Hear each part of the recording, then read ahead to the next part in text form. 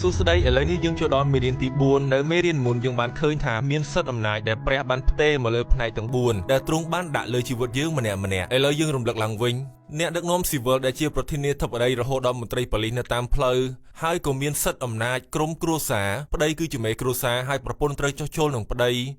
ីហើយកូនត្រូវស្ដាប់បង្គាប់ឪពុកម្ដាយហើយយើងឃើញមានអ្នកដឹកនាំសង្គមដែលមានចៅហ្វាយគ្រូបង្រៀនគ្រូបង្វឹកលក្ខណៈហើយក៏មានអ្នកដែលព្រះយេស៊ូវមានបន្ទូលយ៉ាងជាក់លាក់នោះដែលទ្រង់ហៅថាព្យាការីគឺសំដៅលើសិទ្ធិអំណាចក្រុមជំនុំយើងនឹងនិយាយពីសិទ្ធិអំណាចនីមួយៗនៅក្នុងមេរៀនខាងមុខនេះហើយនៅមេរៀននេះដែរយើងនឹងផ្ដោតសំខាន់ទៅលើសិទ្ធិអំណាចស៊ីវិលដែលសំដៅលើអស់អ្នកដែលកាន់សិទ្ធិអំណាចនៅក្នុងប្រទេសរបស់យើងមិនថាដោយការបោះឆ្នោតឬដោយការតែងតាំងអូខេសូមស្ដាប់ព្រះបន្ទូលរបស់ព្រះក្នុងគម្ពីររ៉ូមជំពូក13ទ្រង់មានបន្ទូលយ៉ាងជាក់លាក់ពីរឿងនេះទ្រង់ថាមនុស្សគ្រប់រូបដូច្នេះមនុស្សគ្រប់រូបគឺលោកអ្នកនិងខ្ញុំនិងមនុស្សផ្សេងទៀតមនុស្សគ្រប់រូបត្រូវមិនមែនគួរតែទេមិនមែនជាការណែនាំខ្លាំងទេមនុស្សគ្រប់រូបត្រូវស្ដាប់បង្គាប់អាជ្ញាធរឥឡូវខ្ញុំសូមនិយាយបែបនេះការស្ដាប់បង្គាប់ចំពោះអាជ្ញាធរមានការលើកលែងមួយហើយនោះគឺបើសិទ្ធិអំណាចប្រាប់យើងឲ្យប្រព្រឹត្តអំពើបាបអូខេចូលយើងមើលស្ដេចនាប៊ូកានេសាព្រះជាម្ចាស់ហៅស្ដេចនាប៊ូកានេសាថាជាអ្នកបម្រើយើងប៉ុន្តែស្ដេចនោះអាក្រក់ខ្លាំងណាស់រហូតដល់គាត់សង់រូបសំណាកជាង20ម៉ែត្រហើយបង្គាប់ឲ្យប្រជាជនថ្វាយបង្គំរូបនោះគឺល្មើសនឹងបទបញ្ញត្តិទី2ហើយលោកសាត្រាមេសានិងអបេតនេកោមិនបានស្ដាប់បង្គាប់ទេពេលស្ដេចនាប៊ូកានេសានាំគេមកជួបពួកគេចូលគាល់ទ្រង់ហើយមិនបាននិយាយជាមួយស្ដេចដោយការប្រមាថឬមិនគោរពទេពួកគេនិយាយជាមួយទ្រង់ដោយចេញពីចិត្តចោះចូលគេថាព្រះករុណាអើយយើងខ្ញុំមិនស្ដាប់បង្គាប់បទបញ្ជារបស់ទ្រង់ដើម្បីប្រព្រឹត្តអំពើបាបទេដូច្នេះសូមចងចាំជានិច្ចនៅពេលដែលលោកអ្នកស្ដាប់មេរៀនទាំង4ខាងមុខនេះអូខេមនុស្សគ្រប់រូបត្រូវស្ដាប់បង្គាប់អាជ្ញាធរសូមស្ដាប់ព្រះបន្ទូលទាំងនេះត្បិតសិទ្ធិអំណាចទាំងឡាយសុទ្ធតែមកពីព្រះជាម្ចាស់អូខេគឺព្រះអង្គបានតែងតាំងឲ្យមានសិទ្ធិអំណាចទាំងនោះឡើងខ្ញុំចាំមិនភ្លេចសោះគឺខ្ញុំចាំមិនភ្លេចសោះពេលដែលខ្ញុំយល់ពីរឿងនេះដោយរបៀបដ៏ពិបាកនៅក្នុងឆ្នាំ90មានប្រធានាធិបតីម្នាក់បានជាប់ឆ្នោតហើយខ្ញុំខូចចិត្តអស់ជាង3ថ្ងៃរហូតដល់ព្រះអង្គមានបន្ទូលមកខ្ញុំថាកូនប្រុសអើយមិនមាននរណាកាន់តំណែងដែលយើងមិនបានដឹងទេហើយខ្ញុំក៏កែប្រែចិត្តគំនិតរបស់ខ្ញុំភ្លាមទាំងស្រុងខ្ញុំបានដឹងថាខ្ញុំត្រូវទទួលស្គាល់ថាបរិយានេះត្រូវបានតែងតាំងឥឡូវសូមមើលខនេះអ្នកដែលប្រឆាំងនឹងអាជ្ញាធរក៏ដូចជាប្រឆាំងនឹងរបៀបរៀបរយដែលព្រះបានចាត់ចែងនោះដែរហើយអ្នកដែលប្រឆាំងមកជាធ្វើឲ្យខ្លួនមានទោសមិនខានខ្ញុំមានចិត្តឆេះឆួលអំពីរឿងនេះព្រោះខ្ញុំបានយកការកាត់ទោសមួយចំនួនមកដាក់លើខ្លួនឯងពីមុនមកហើយខ្ញុំមិនចង់ឲ្យលោកអ្នកធ្វើបែបនោះទេព្រោះខ្ញុំខ្វល់ពីលោកអ្នកតោះសូមមើលខ3អ្នកប្រព្រឹត្តអំពើល្អមិនខ្លាចខ្ញុំសូមផ្អាកត្រង់នេះសិនពាក្យថាខ្លាចមានតែអ្នកប្រព្រឹត្តអំពើអាក្រក់ប៉ុណ្ណោះដែលខ្លាចត្បិតលោកទាំងនោះជាអ្នកបម្រើព្រះជាម្ចាស់ត្បិតលោកជាអ្នកបម្រើព្រះជាម្ចាស់លោកអ្នកស្ដាប់តន់ទេដើម្បីជំរុញអ្នកឲ្យប្រព្រឹត្តល្អសូមចាំឈប់សិនគេជាអ្នកបម្រើព្រះជាម្ចាស់ខ្ញុំសូមប្រាប់រឿងមួយដល់អ្នកហើយអ្នកនឹងកាន់តែយល់ពីចំណុចនេះប៉ុន្មានឆ្នាំមុនខ្ញុំបានទៅក្លឹបហាត់ប្រាណពេលដែលខ្ញុំទៅតែផ្លាស់ទៅរស់នៅរដ្ឋ Colorado Springs ខ្ញុំទៅហាត់ប្រាណហើយក្លឹបហាត់ប្រាណនោះឈ្មោះថា Gold Gym ហើយមានបុរសនិងស្ត្រីទាំងនេះដែលមានរាងល្អមែនទែនគឺល្អជាងខ្ញុំឆ្ងាយពួកគេកំពុងហាត់ប្រាណយ៉ាងស្វាហាប់នៅក្បែរខ្ញុំហើយខ្ញុំសរសើរពួកគេជាខ្លាំងខ្ញុំថាអូលោកមានរាងលយមែនទែនហើយខ្ញុំចាប់ផ្ដើមសួរនាំគាត់នៅពេលដែលយើងនិយាយគ្នាត្រឹមតែ5នាទីនោះខ្ញុំក៏បានដឹងថាបុរសនិងស្ត្រីនោះជាប៉ូលីសនៅក្នុងរដ្ឋ Colorado Springsពេលដែលគាត់និយាយដូច្នេះខ្ញុំក៏ថាខ្ញុំពិតជាគោរពអ្នកទាំងពីរចេញពីចិត្តរបស់ខ្ញុំខ្លាំងព្រោះព្រះគម្ពីរចែងថាអ្នកគឺជាអ្នកបម្រើព្រះជាម្ចាស់ហើយប៉ូលីសនោះក៏មើលមកខ្ញុំហើយថាលោកតើលោកនិយាយមែនអ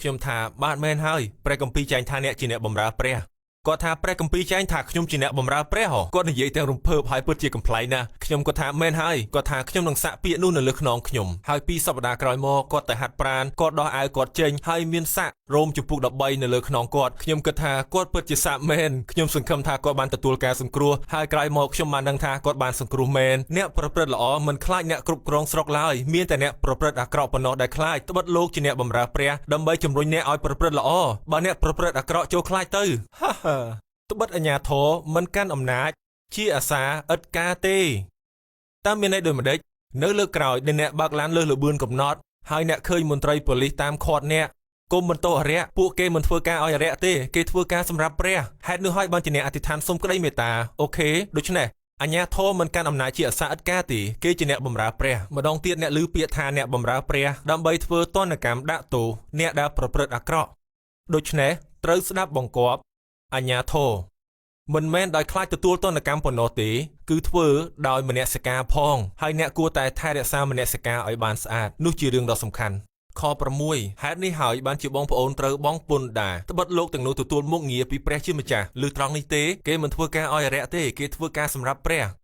ះដើម្បីបំពេញកិច្ចការនេះយ៉ាងម៉ត់ចត់ត្រូវជូនលោកទាំងនោះនៅអ្វីដែលបងប្អូនត្រូវជូនគឺបងអាកទៅលោកណាដែលបងប្អូនត្រូវបងហើយសូមស្ដាប់ចំណុចនេះគោរពលោកណាដែលបងប្អូនត្រូវគោរពសូមចាំបន្តិចគឺទាំងអស់គ្នាព្រះគម្ពីរមិនចែងថាគោរពនិងផ្ដល់កិត្តិយសសម្រាប់អាជ្ញាធរដែលល្អប៉ុណ្ណោះទ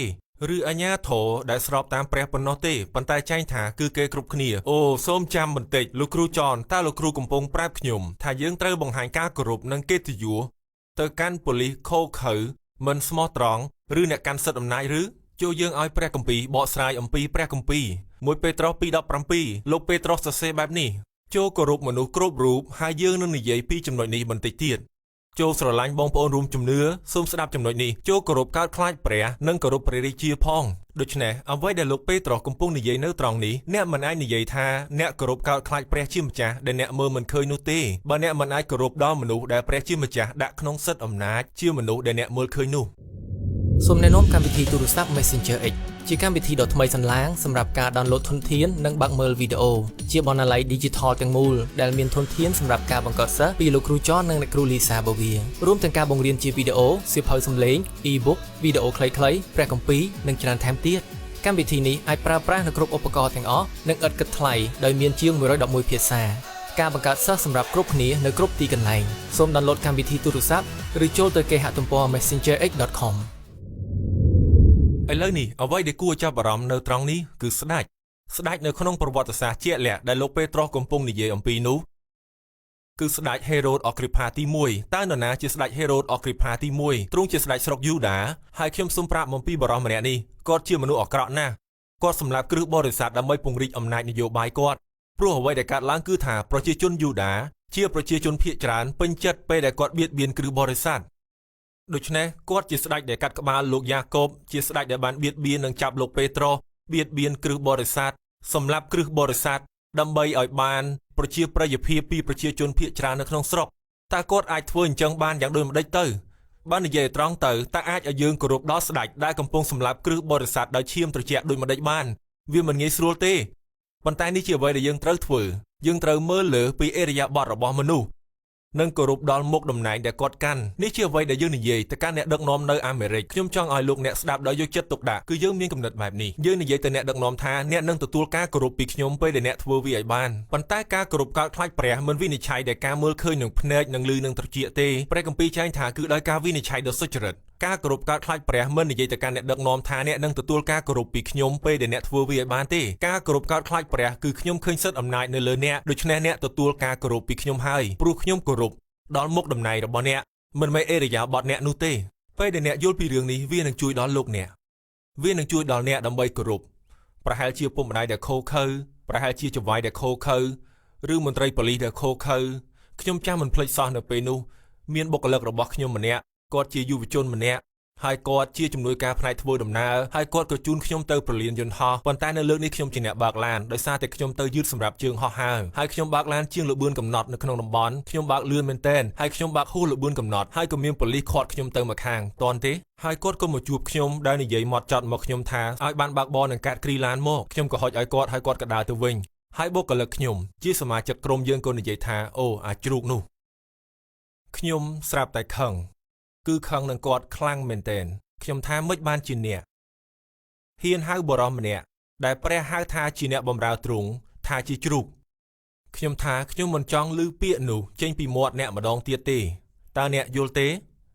គាត់ថាបាទលោកគ្រូខ្ញុំយល់ខ្ញុំថាតែអ្នកយល់ទេថាព្រះមានបន្ទូលថាយើងត្រូវគោរពយើងត្រូវអធិដ្ឋានឲ្យអ្នកដែលកាន់សិទ្ធិអំណាចយើងត្រូវអរព្រះគុណសម្រាប់អ្នកកាន់សិទ្ធិអំណាចដែលមានចែងក្នុងសម្ព័ន្ធមេត្រីថ្មីអូខេ1ទីម៉ូថេ 3:7 កិច្ចការ 23:5 លោកអ្នកអាចមើលនៅពេលក្រោយ1ទីម៉ូថេ 2:1-4 យើងត្រូវអធិដ្ឋានយើងត្រូវអរព្រះគុណហើយតាមពិតលោកប៉ូលមានប្រសាសន៍ថាយើងមិនត្រូវនិយាយអាក្រក់ពីអ្នកដឹកនាំប្រជាជាតិរបស់យើងឡើយ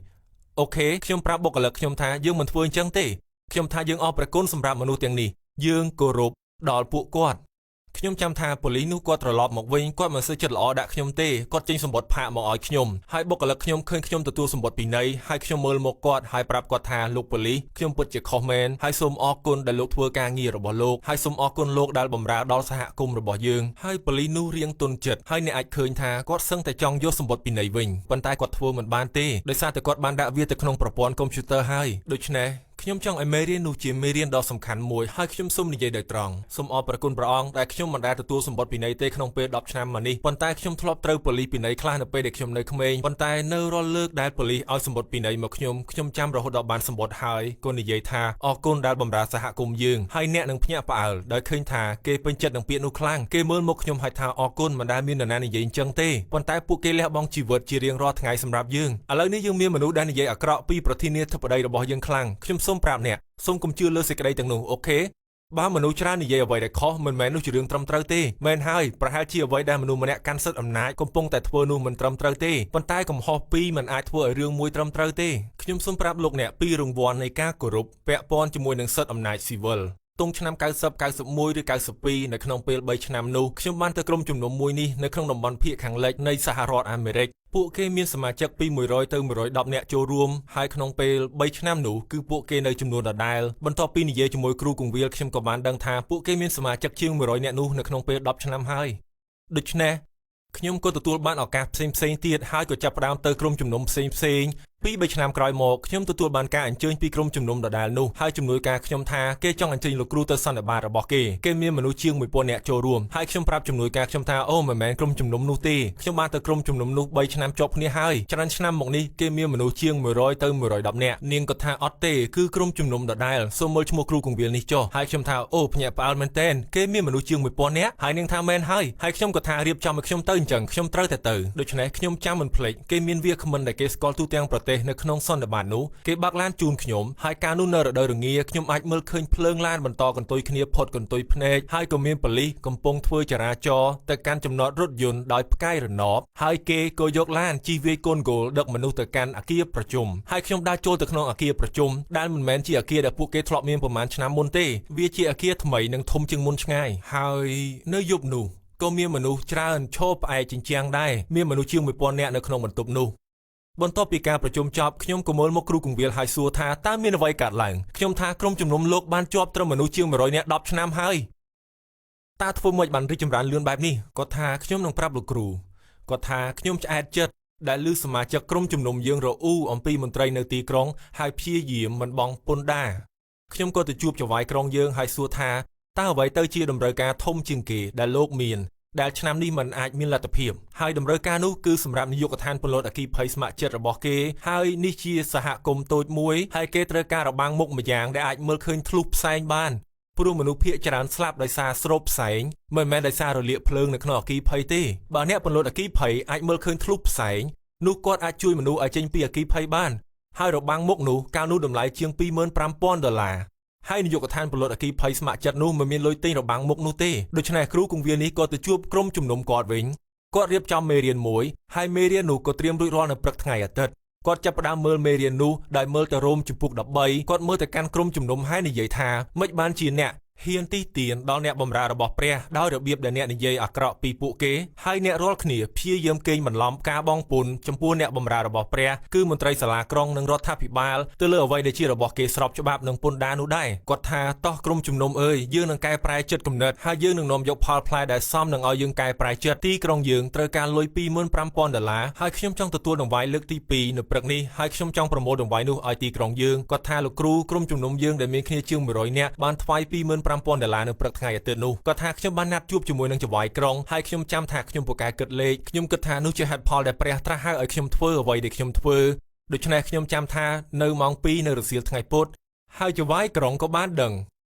ពីអ្វីដែលគ្រូគង្វាលធ្វើដូច្នេះគាត់ក៏ហៅមន្ត្រីសាលាក្រុងទាំងអស់មកហើយថាចនខ្ញុំទៅទីនោះជាមួយអ្នកដឹកនាំ2នាក់ខ្ញុំឲ្យសែកមួយទៅពួកគេមានលុយជាង$25,000ហើយខ្ញុំថាលោកអ្នកជាអ្នកបម្រើព្រះក្រុមជំនុំយើងចង់ផ្ដល់កិត្តិយសដល់អ្នកទៅលើអ្វីដែលអ្នកធ្វើគេទទួលការប៉ះពាល់ចិត្តជាខ្លាំងហើយគាត់ថា9ខែក្រោយមកយើងក៏ធ្វើពិធីសម្ពោធអគារថ្មីហើយមន្ត្រីសាលាក្រុងគ្រប់រូបបានមកចូលរួមពិធីនោះហើយមនុស្សជាច្រើនបានទទួលការសង្គ្រោះគាត់ថាលោកគ្រូចនយើងគោរពដល់អាជ្ញាធរ និងទីក្រុងរបស់យើងហើយព្រះបានប្រទានរង្វាន់ដល់ក្រុមជំនុំយើងដោយបើកទ្វារទីក្រុងសម្រាប់យើងនោះជារង្វាន់នៃការគោរពក៏មានក្រុមជំនុំមួយទៀតនៅប្រទេសអូស្ត្រាលីហើយគ្រូគង្វាលបានលើពីរឿងនេះដោយអានសៀវភៅការស្ថិតនៅក្រោមការគ្របបាំងជាសៀវភៅដែលខ្ញុំបាននិពន្ធដែលខ្ញុំបានដាក់រឿងនេះក្នុងសៀវភៅនោះហើយគ្រូគង្វាលនោះបានចាប់ផ្ដើមជួសជុលវិទ្យាល័យគាត់ឃើញមានវិទ្យាល័យត្រុតត្រោមជាងគេមួយនៅទីក្រុងហើយជួសជុលវាឡើងវិញរួចក៏ជួសជុលពន្ធនាគារស្ត្រីហើយគាត់ទទួលចំណាប់អារម្មណ៍ខ្លាំងក្នុងប្រទេសអូស្ត្រាលីទាំងមូលសូម្បីតែនាយករដ្ឋមន្ត្រីអូស្ត្រាលីក៏បានមកទីក្រុងតូចរបស់គេដែលមានឈ្មោះថា Adelaide ហើយចង់ចូលរួមក្រុមជំនុំនៅព្រឹកថ្ងៃអាទិត្យនោះដើម្បីអរគុណដល់ក្រុមជំនុំលើរបៀបដែលគេគោរពដល់ស្ត្រីនៅក្នុងពន្ធនាគារនិងជួយដល់សាលាខ្វះខាតទាំងឡាយដែរខ្ញុំសូមប្រាប់លោកអ្នកដោយការគោរពគឺលោកអ្នកមិនចេះខុសទេនរណាក៏អាចទីទានដល់មន្ត្រីរដ្ឋាភិបាលដែរនរណាក៏អាចទីទានដល់មន្ត្រីប៉ូលីសដែរហើយយើងមិនគោរពដោយអាស្រ័យលើអ្វីដែលគេធ្វើទេយើងគោរពដោយផ្អែកលើតំណែងដែលពួកគេកាន់និងការដែលព្រះបានតែងតាំងដល់ពួកគេនៅមេរៀនបន្ទាប់យើងនឹងនិយាយអំពីរបៀបគោរពដល់មនុស្សនៅកន្លែងធ្វើការតើយើងគោរពចៅហ្វាយើងដោយរបៀបណាចុះចំពោះវិស័យកីឡាវិញតើយើងគោរពគ្រូបង្វឹកដោយរបៀបណា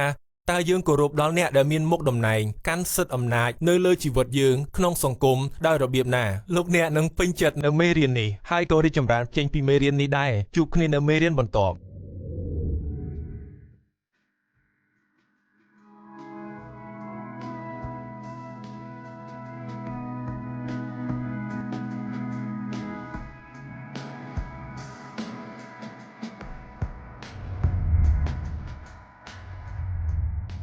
សូមណែនាំកម្មវិធីទូរស័ព្ទ Messenger X ជាកម្មវិធីដ៏ថ្មីសន្លាងសម្រាប់ការដោនឡូតធនធាននិងបើកមើលវីដេអូជាបណ្ណាល័យ Digital ទាំងមូលដែលមានធនធានសម្រាប់ការបង្កើតសិស្សពីលោកគ្រូចននិងអ្នកគ្រូលីសាបូវីរួមទាំងការបង្រៀនជាវីដេអូសៀវភៅសំឡេង e-book វីដេអូខ្លីៗព្រះគម្ពីរនិងច្រើនថែមទៀតកម្មវិធីនេះអាចប្រើប្រាស់នៅគ្រប់ឧបករណ៍ទាំងអស់និងឥតគិតថ្លៃដោយមានជាង111ភាសា